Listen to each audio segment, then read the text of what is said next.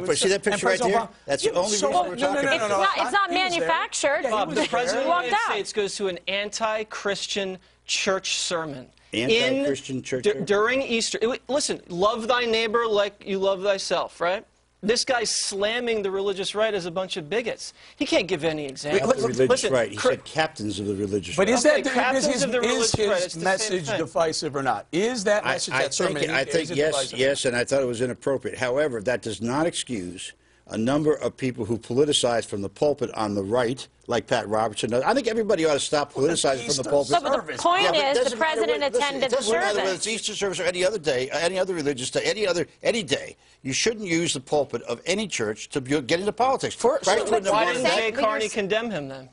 I didn't. How easy wishy-washy. If Jay Carney would have just said, listen, we don't agree with his comments. What he said was inappropriate. The president didn't know he was going to say that, and it's Easter. Move on. What baffles me is why do you keep saying Easter? What baffles me is that President Obama has had a history of sitting in controversial churches, and he actually disassociated himself, even though he really can't, with the church and Pastor Jeremiah Wright after 20 years, 2 decades sitting in the pews. You would think that Jay Carney would stand up and say, we don't agree with this kind of rhetoric. However, this is the exact same rhetoric we heard, Kimberly, during the presidential election about the war on women and the bigoted comments. So perhaps that's why people weren't so surprised, because we've heard this kind of thing before. You know, and if I were the president, I'd be very careful to distance myself from this kind of inflammatory, bigoted sermon that he shouldn't even be listening to. If he knows, you know, who this reverend is and the kind of message that he gives, I mean, I wouldn't be caught in there, no way, especially Easter Sunday. I think in fairness to this minister, he's been here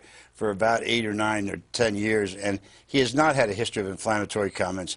It is, I go back to if everybody would preach the word and forget about politics. You know, when Paul said, give up to the Romans, what was the line from the Bible?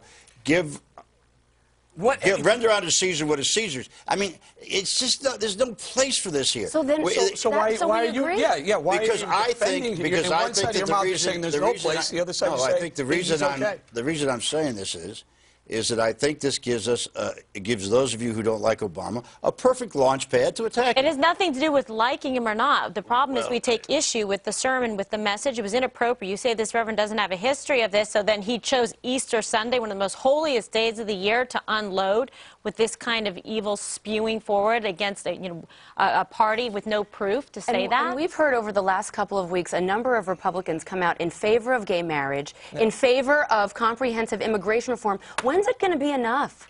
When is it going to be enough for them to stop painting us as bigots and xenophobic? That's a great point. Sarah Palin, #2 on the ticket. She's not a woman in the kitchen. Okay, Tim Scott, South Carolina Senator, first black South Carolina Senator in history. And then Ted Cruz and Marco Rubio. Two of the leaders of the Senate right now. I'm not going to sit here. They're Hispanics. We don't want to. If you want to defend, I'm not going to sit here and defend what this guy said. You want to defend what Pat Robertson has said over the years? No, but how about this? I don't want to try it. I don't want to try it. Robertson is the leader of the religious right in this country. You don't know. Hold on, Jesse. I think you forget your history, big boy. You forget your history. That's the 1990s. Oh, I see. That's still part of the. He was a leader of the Christian. There's other leaders, and I'm not here to defend Pat Robertson. What I'm here to say is this guy is out of line. Well, then say Pat Robertson was out of line. Some of the things he said was out of line. Oh, good. Okay. I don't agree with everything he says. All right, good. That's fine. This guy is an anti-Christian. This has nothing to do with this guy. It's everything to do with the people who, at the 5, who decided they wanted to run this tape because of Obama. It's look, can I throw some, I don't know, sanity into discussion? First of all, Bob, you were complaining, as Kimberly points out,